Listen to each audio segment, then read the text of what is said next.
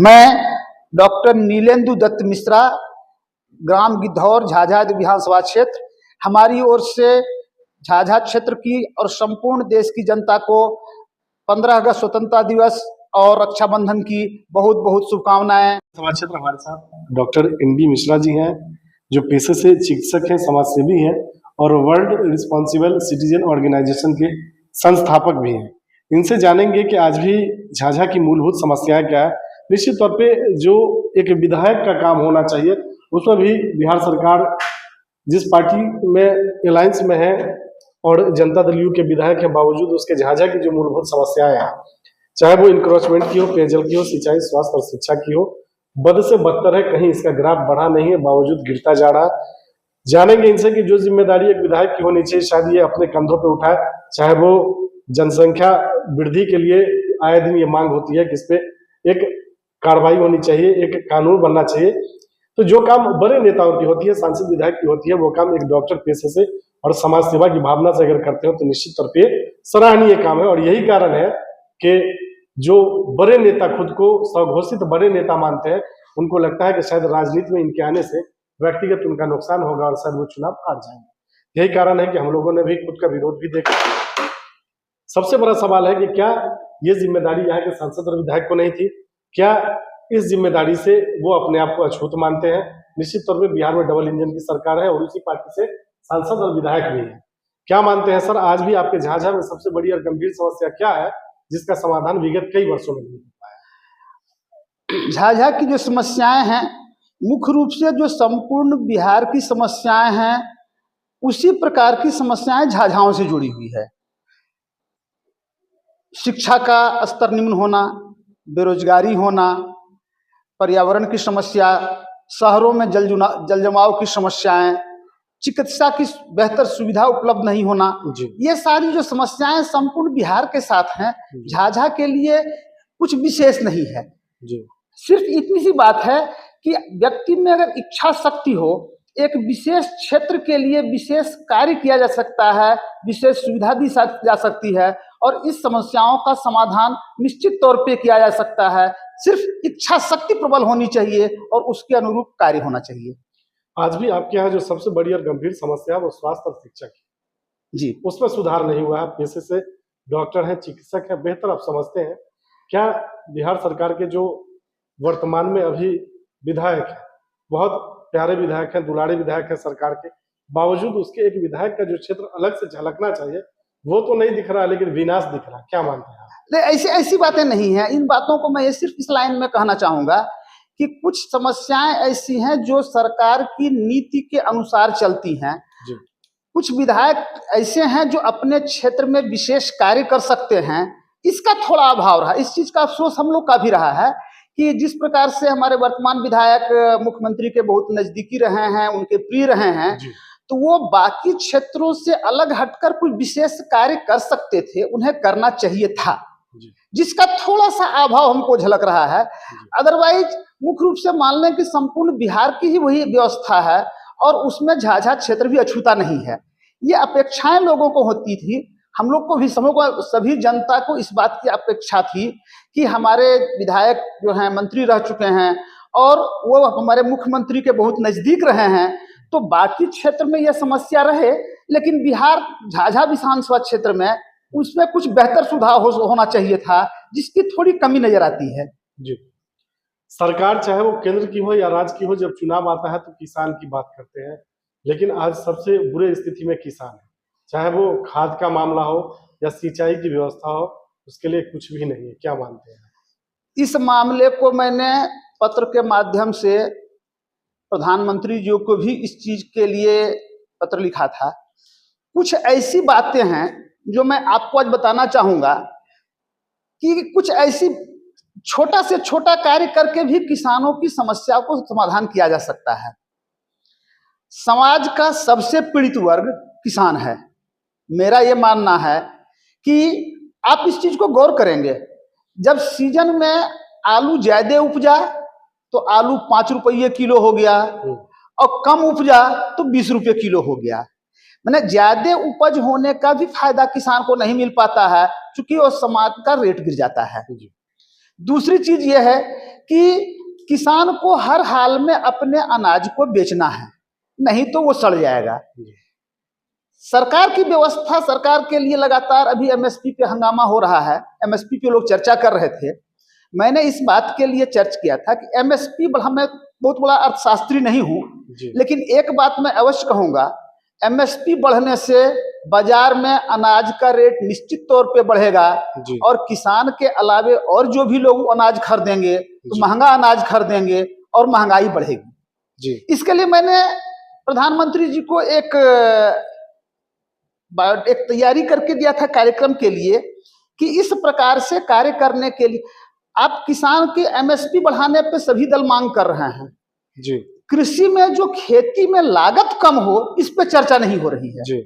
अगर लागत कम हो तो जो जिस रेट में किसान अनाज बेचता है वही उसके लिए फायदेमंद होगा, सिर्फ हमको लागत को कम करने की आवश्यकता थी जी। इसके लिए मैंने एक बायोडाटा तैयार करके दिया मैंने कि किस प्रकार से इसको किया जा सकता है कि अभी मनरेगा योजना के तहत मजदूर को 15 दिन की मजदूरी मिलती है। एक कार्य किया जाए जिसपे किसान को भी फायदा होगा, सरकार को भी फायदा होगा और मजदूर का भी फायदा होगा। अगर मान लीजिए कि अभी आज के डेट में बिहार में 245 रुपये मनरेगा की मजदूरी है जी। इस मजदूरी को बढ़ा के मनरेगा की मजदूरी को 300 रुपये हम कर दें, 300 रुपये करने से मजदूर को फायदा हो गया। उस मजदूरी में 50% आप किसान को दे दें कि ये मजदूर किसान के यहाँ काम करेगा जी। उससे फायदा क्या होगा, आज जो किसान 350-400 रुपये में मजदूर करता है उसको 150 रुपये में मजदूर मिल जाएगा और लागत कम हो जाएगी। तो 150 रुपये किसान को मिला, सरकार को भी मात्र 150 रुपये देना है, उसका भी लागत 245 से घट के 150 रुपये पे आ गया जी। मजदूर को फायदा क्या हुआ, 150 रुपया उसको प्रतिदिन किसान अपने पास से दे देगा, उसको नगद पैसा आ गया। अब बाकी जो 150 रुपये बचते हैं उसे सरकार से उसके अकाउंट में आ गया। इससे किसान को भी फायदा है, मजदूर को भी फायदा है और सरकार को भी फायदा है। इस तरह से कार्य करके किसान के खेती के लागत को कम किया जा सकता है और किसान को बेहतर सुविधा दे सकती है। एमएसपी बढ़ाने से अच्छा आप लागत कम कीजिए उत्पादन का। बिल्कुल, और उससे ये हो सकता है कि किसान भी जो बाहर जाते हैं उनको बाहर जाने की भी जरूरत नहीं हो और मनरेगा जैसी योजनाएं आम लोगों के लिए आसान हो। बिल्कुल बिल्कुल। आपका जो संगठन है, आपका जो ये एक संस्था है जो वर्ल्ड रिस्पॉन्सिबल सिटीजन ऑर्गेनाइजेशन, इसके तहत आप गाँव को गोद लेते हैं जी। ये मोदी जी का सपना था, उन्होंने कहा था 14 में ही कि गाँव को गोद लेंगे और उसका विकास करेंगे। शायद बड़े नेता तो नहीं कर पाए, लेकिन आपने करके दिखाया और अपने निजी कोष से। सांसद को तो सरकारी पैसा मिलता था, आपने अपने निजी पैसे से, जबकि आज स्थिति यह है कि कोई कहीं अपना पैसा इन्वेस्ट नहीं करना चाहता, अपने लाखों लाख नहीं करोड़ों रुपया इन्वेस्ट करके इस पे काम किया है।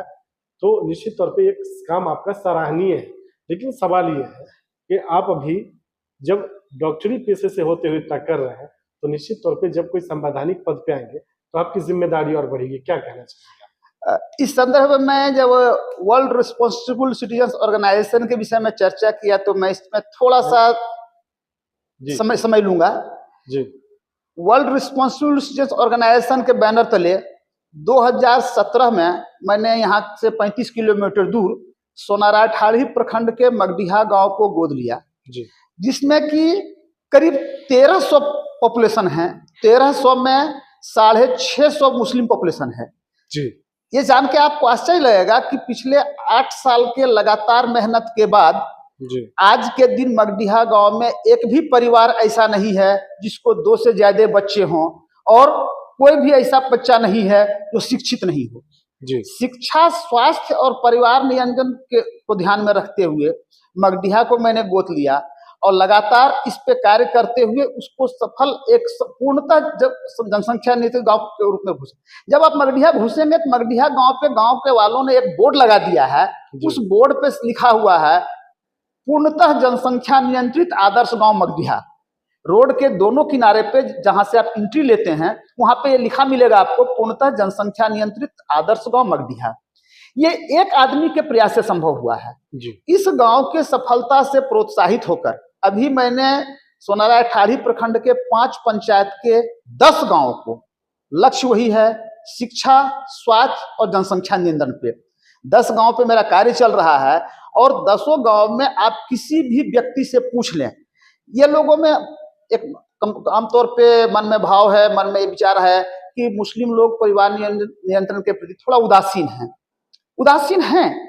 लेकिन मैं अपने अनुभव से बताता हूं, अगर उनमें जागरूकता लाई जाए, उनको समझाया जाए अच्छी तरह से, तो ये कार्य बिल्कुल संभव है। मगडीहा गांव में आप जाएं और एक भी मुस्लिम परिवार ये कहने वाला नहीं मिलेगा कि डॉक्टर एनडी मिश्रा ये कार्य कर रहे हैं, ये गलत है, ये नहीं होना चाहिए जी। बहुत सारे गांव वाले का वीडियो आप देखेंगे तो निश्चित तौर पे आपने जो भी किया, लोगों का भी सहयोग मिला और सराहना आज भी मिलती है। जी बिल्कुल। सीधा सवाल यह है कि आप बिना किसी पद पे होते इतना किया। निश्चित तौर पे अब आपकी जनता की भी ये डिमांड है कि आप अब विधानसभा चुनाव लड़े, तो क्या आप झाझा के लिए चुनाव मैदान में आने को तैयार हैं? देखिए, ये मुख्य रूप से जब मैं इस क्षेत्र में लगातार उतरा सामाजिक सेवा में, मगडीहा अगल बगल के गांव को मैंने गोद लिया। इससे पहले कटोरिया प्रखंड के दुखनसार गांव है, जो कि ट्राइबल्स पॉपुलेटेड गांव है, उसमें अदर कास्ट भी हैं, तो उस गांव में भी इस कार्य को लेकर मैंने 2014 में गोद लिया था। लगातार कार्य चल रहा है। मेरे मन में यह भाव आया कि आज हम अपने फंड से अपने कमाई का एक हिस्सा उन गांव वालों के बीच में खर्च करके अगर हम इतना कार्य कर सकते हैं, तो शायद अगर हमारी पहुंच हो, हमारे पास संसाधन हो, हमारे पास शक्ति हो, तो और बेहतर ढंग से इस कार्य को किया जा सकता है। जब ये भाव मन में आया तो लगा इसका एक सीधा सा रास्ता है कि राजनीति में कदम रखा जाए, और अगर हमको इस चीज का संसाधन और शक्ति मिलेगा तो गांव और समाज के लिए बेहतर से बेहतर कार्य किया जा सकता है। इसी भाव को आने के बाद मैंने राजनीति में जाने का विचार किया। हम लोगों की सहयोग और शुभकामनाएं आपके साथ है। जनता मौका देके झाझा का आपको विधायक बनाती है, तो चुनाव जीतने के बाद आपकी पहली प्राथमिकता क्या है? चुनाव जीतने के बाद मेरी पहली प्राथमिकता होगी संपूर्ण समाज में, आप किसान की चर्चा किए, आप हर पंचायत में जाएंगे या अधिकतर प्रखंड में सामुदायिक भवन के नाम पे करोड़ों का खर्च होता है। एक छोटी सी बात मैं बताता हूं किसानों के लिए, अगर हर प्रखंड में एक जितने में सामुदायिक भवन 4 करोड़ 5 करोड़ 10 करोड़ का टेंडर मिलता है बड़े बड़े बिल्डिंग का, और एक छोटा सा कोल्ड स्टोरेज खोने में 5 से 7 करोड़ का खर्च होता है। आप देख लेंगे जमुई जिला में संपूर्ण आसपास 50-100 किलोमीटर एरिया में एक भी कोल्ड स्टोरेज नहीं है, जहां पे कि किसान अपने आलू टमाटर या सब्जी जो सामान खराब हो सकते हैं उनको रख सकते हैं। सिर्फ अगर हर प्रखंड में एक कोल्ड स्टोरेज की व्यवस्था की जाए तो किसानों का आय निश्चित तौर पे बढ़ सकता है। जो किसान 5 रुपये किलो आलू बेचता है, वो 6 महीने के बाद उसी आलू को 25 रुपये किलो बेच सकता है। तो हमारी पहली प्राथमिकता होगी कि हर प्रखंड में एक कोल्ड स्टोरेज खोला जाए, जिससे किसानों को अपने सामान को सुव्यवस्थित रूप से रखने का मौका मिले और सही समय आने पे अच्छी आमदनी के साथ वो उसको बेच सकें। चलिए, डॉक्टर एनडी मिश्रा जी, हमसे बात करने के लिए बहुत बहुत धन्यवाद।